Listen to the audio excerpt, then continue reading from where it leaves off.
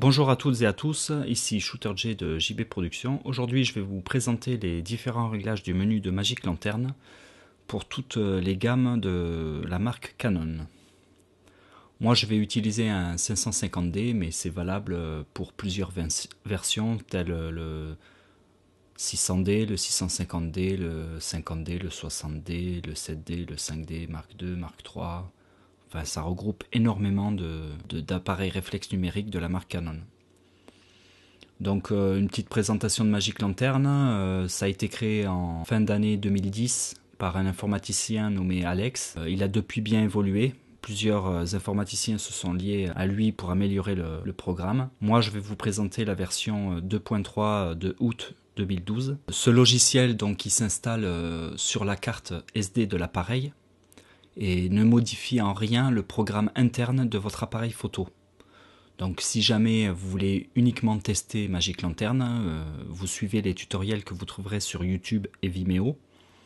Et vous pouvez le faire sans risque, je vous répète, ça ne modifie en rien le programme interne de votre appareil. Si jamais vous voulez l'effacer, il vous suffit de prendre votre carte SD ou CF si vous utilisez un 7D ou un 5D. Vous la mettez dans votre ordinateur et vous la formatez et Magic Lantern sera désinstallé et vous n'aurez plus à vous soucier de Magic Lantern. Et vous avez aussi un intervallomètre et la possibilité de faire des photos HDR pour les gammes qui ne le proposent pas d'origine.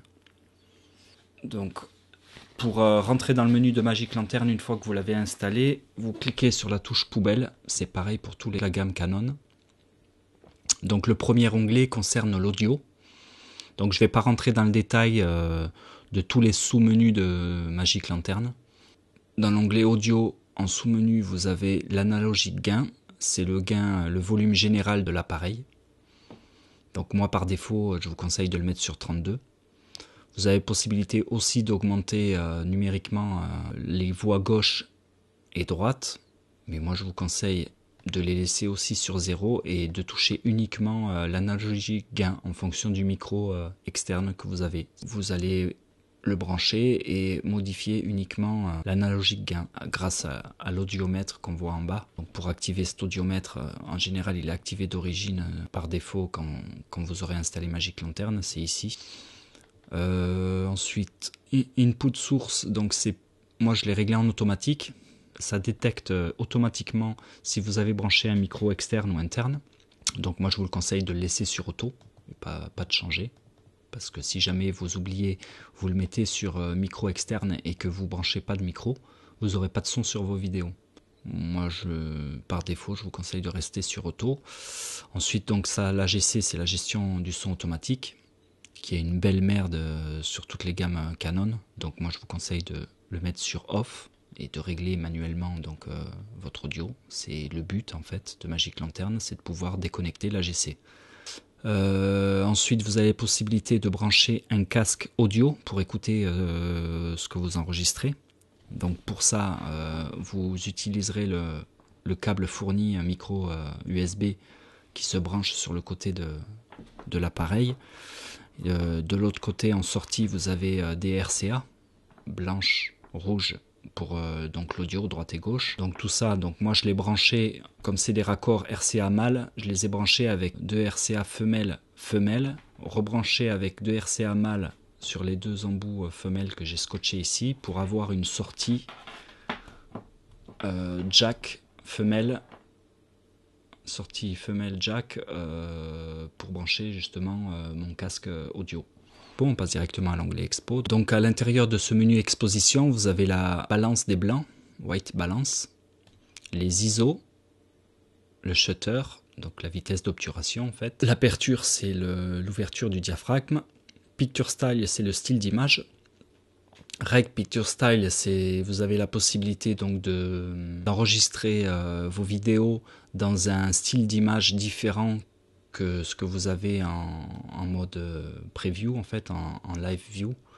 C'est-à-dire que ici vous êtes par exemple en neutre et vous pouvez enregistrer en monochrome, en portrait ou en paysage grâce à ce menu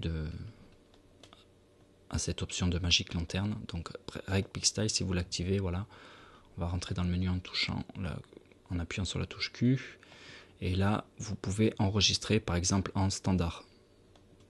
C'est-à-dire que si je lance l'enregistrement, là, ici je suis en live view neutre et je vais faire un enregistrement en standard. CineStyle se trouve sur Technicolor, un site internet. Vous tapez Technicolor CineStyle et vous pourrez télécharger ce style d'image sur internet qui est très intéressant et très bon pour filmer pour toute la marque, toute la gamme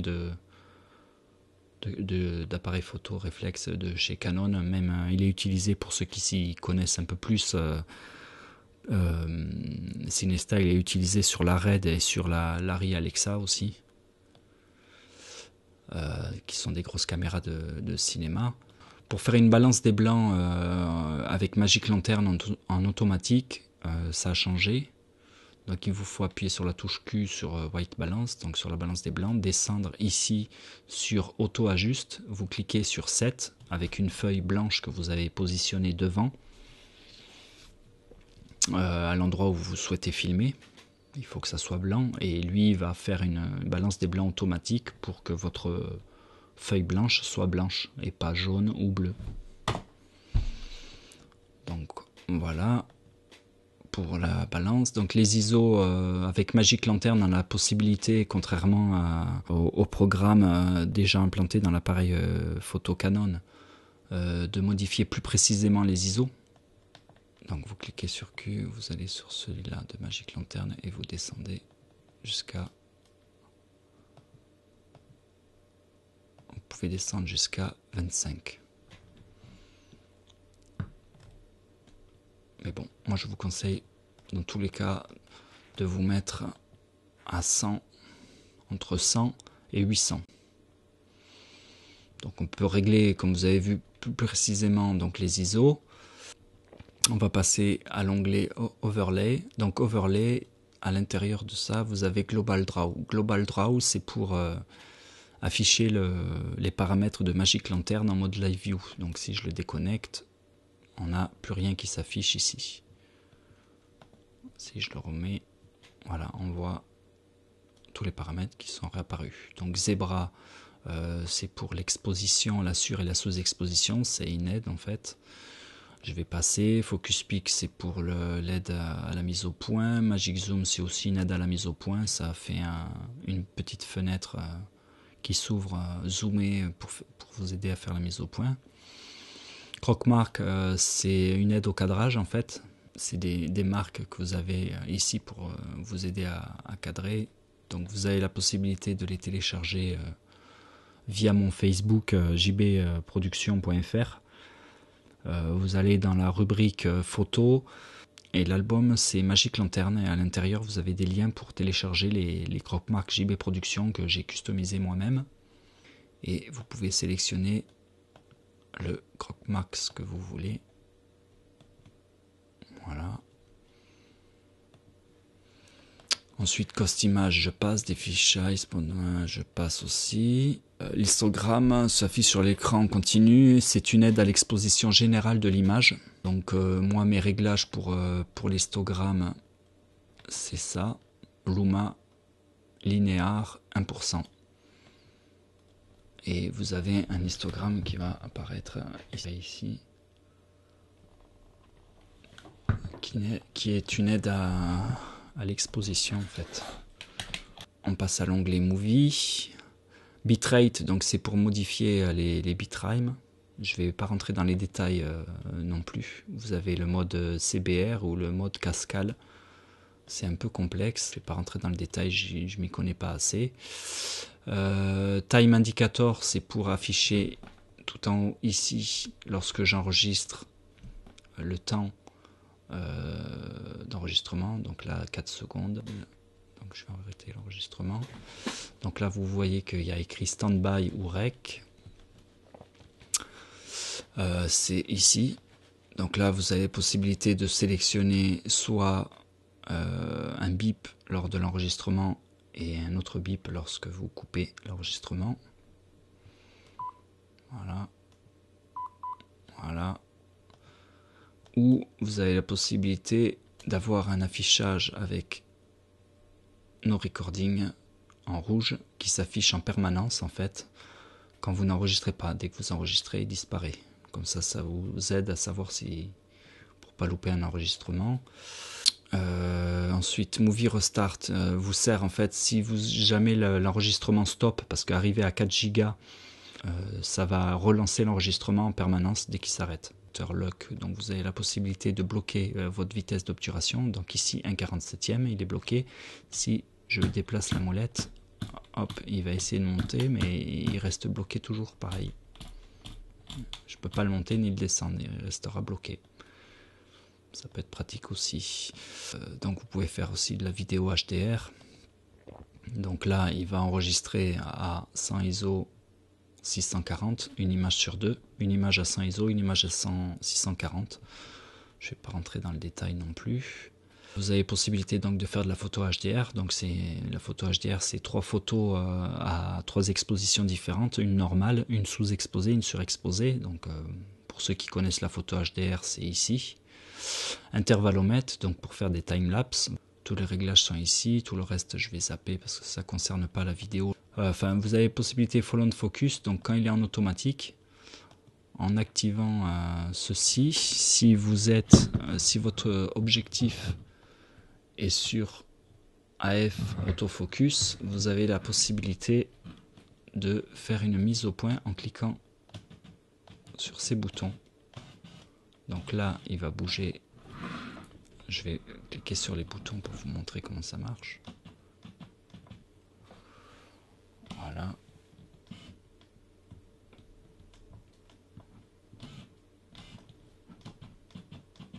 Soit progressivement, soit un peu plus rapide.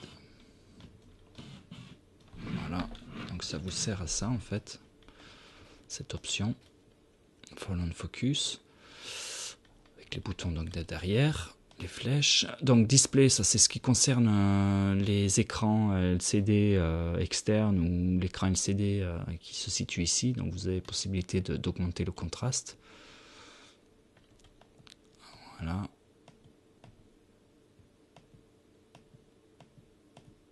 Mais bon, donc le contraste, la saturation.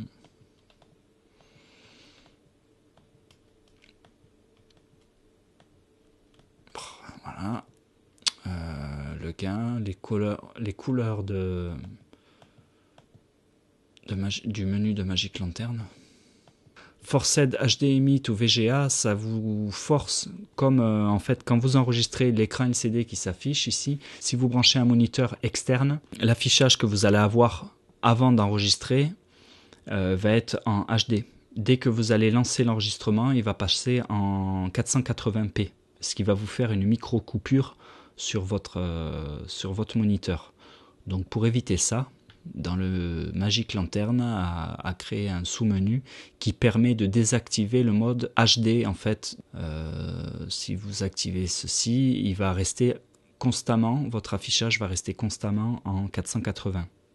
Ce qui fait que lorsque vous allez enregistrer, il n'y aura pas du tout de coupure. Screen Lawyer Setting, c'est pour modifier l'affichage à l'écran de votre menu quand vous branchez un écran LCD. Donc quand vous allez brancher un écran LCD, vous venez ici, régler en fonction du moniteur que vous avez, en 3/2, 16 dixièmes, 16 neuvièmes, en fonction de l'écran. Enfin, vous verrez à l'affichage ce que ça donne une fois que vous aurez branché en HDMI un moniteur. Image position, ça vous permet aussi de déplacer l'image sur votre moniteur externe, ou même sur celui-ci, on voit qu'il se décale.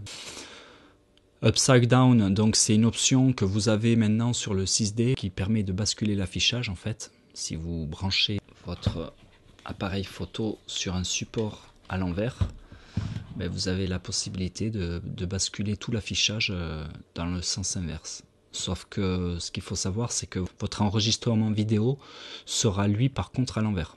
Il faudra le retourner en post-production. Donc ça peut être pratique. Image review, vous avez la possibilité de voir des timelapses en fait. C'est-à-dire que si vous avez pris plusieurs photos, vous avez la possibilité de faire défiler toutes les photos que vous avez prises pour avoir un aperçu de votre timelapse. Donc là, c'est le bouton 7 plus la molette en haut. Timelapse play. Donc je vais ici j'ai 4 photos. Si j'appuie sur le bouton 7, comme là j'appuie sur le bouton 7 et je vais tourner la molette, voilà, j'ai un défilement de mes photos, donc il fait 1, 2, 3, 4, donc si vous en avez pris 2000, ben, toutes les photos vont défiler à l'écran pour vous donner un aperçu des images. Live zoom setting. Vous avez vu qu'il y a deux zooms en fait, un x5 et un x10, donc vous pouvez en désactiver un, c'est-à-dire si vous voulez directement passer en zoom x10, ben vous désactivez le premier, vous pouvez laisser activer les deux. Il faudra appuyer 2 fois, donc le premier clic sera x5 et le deuxième clic sera x10. Sinon vous avez possibilité donc de le passer directement en zoom x10. Après vous avez possibilité aussi, lorsque vous faites une mise au point, en fait dès que vous allez toucher la molette, ça va s'afficher en plein écran en mode zoom, pendant l'enregistrement et hors enregistrement. En fait il faut savoir que toute la gamme jusqu'au 7D, ce sont des capteurs APS-C, donc pas des pleins formats. En plein format, vous avez uniquement le 5D Mark II, 5D Mark III, 1DS et la gamme qui est au-dessus. Là, récemment, le 6D aussi, qui est en full frame. Lorsque vous branchez des objectifs sur un petit capteur APS-C type 7D, ici, vous avez l'équivalence sur un full frame. C'est-à-dire que moi, mon objectif là qui est monté dessus, c'est un 18-135. Là je suis réglé à 18 et en fait il me marque l'équivalence sur un full frame à 29 en fait. Donc il va de 29, donc normalement c'est un 18-135 et qui va jusqu'à 202. Si je le désactive, il va me dire qu'il est à 18. Et si je le mets pour un full frame, il va me dire que c'est à 29. Ensuite, ici, ce qui est intéressant, donc, c'est que vous avez le shutter count. Donc, c'est le nombre de déclenchement de l'appareil. Donc, ici, on voit 12 986. Donc, j'ai pris 12 986 photos. Et ensuite, j'ai basculé en live view. Donc, c'est le mode vidéo. 1849 fois. Donc si vous achetez un appareil photo d'occasion et que vous voulez savoir le nombre de fois qu'il a pris des photos, vous allez dans le menu une fois Magic Lantern installé. Voilà, et il faut savoir que même si vous installez Magic Lantern au bout de 4 ans, le compteur sera quand même à jour. Magic Lantern, en fait, il va dans la puce interne récupérer ces informations qu'il vous faudra récupérer avec un logiciel spécial si vous n'avez pas Magic Lantern. Je vais vous montrer quand même que si je change ma carte mémoire, donc ici c'était une 8 Go, je vais prendre une carte vierge, donc il n'y a pas Magic Lantern dessus, carte mémoire vierge. Si je l'allume, je n'aurai plus du tout Magic Lantern.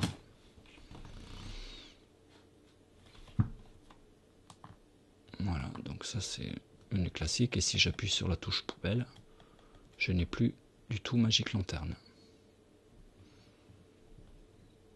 Voilà. Donc, je ressors ma carte mémoire. Je vais en utiliser une autre de 32 pour 10.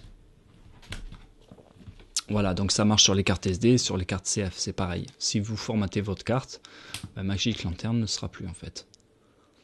Et en fonction de votre appareil, donc si vous l'installez, parce que les seules choses qui changent, c'est la version de votre appareil. Donc pour savoir la version de votre appareil, il vous faut vous mettre sur manuel. Sur manuel, parce que c'est sur toute la gamme. Vous allez dans le menu. Et ici, vous voyez la version que vous avez. Donc pour le 550D, il faut la version 1.0.9. Et là, il y a Magic Lantern à l'intérieur, donc la V3, parce que c'est sur ma carte mémoire. Si jamais j'enlève ma carte, que je vous montre, que je remets une carte vierge, sans Magic Lantern dessus, que je retourne dans le menu, voilà. J'ai la version du firmware 1.0.9, version d'origine. Donc tout ça pour vous dire que c'est le programme est uniquement installé sur ma carte SD. Voilà, ce tuto est terminé. N'hésitez pas à laisser vos commentaires sous la vidéo et n'oubliez pas de cliquer sur j'aime si vous avez aimé ce tuto. et à vous abonner à ma chaîne YouTube. Passez faire un tour aussi sur mon site Facebook jbproduction.fr et n'hésitez pas aussi à me suivre sur mon Twitter. Je vous dis à bientôt pour de nouvelles vidéos.